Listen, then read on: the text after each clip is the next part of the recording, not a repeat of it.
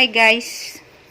Good morning! Good morning! Today's video ay magluluto tayo ng hotdog na may hindi basta pritong hotdog lang guys. So yan yung aking sahog, bawang, sibuyas, tas 20 pirasong cocktail hotdog at saka yung ketchup. Kahit ano naman pong ketchup.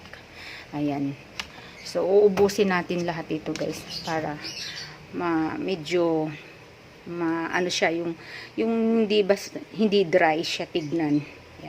Yan ang requested by my son. Yan ang gusto niya, yung may ketchup daw. Tara, start na tayo.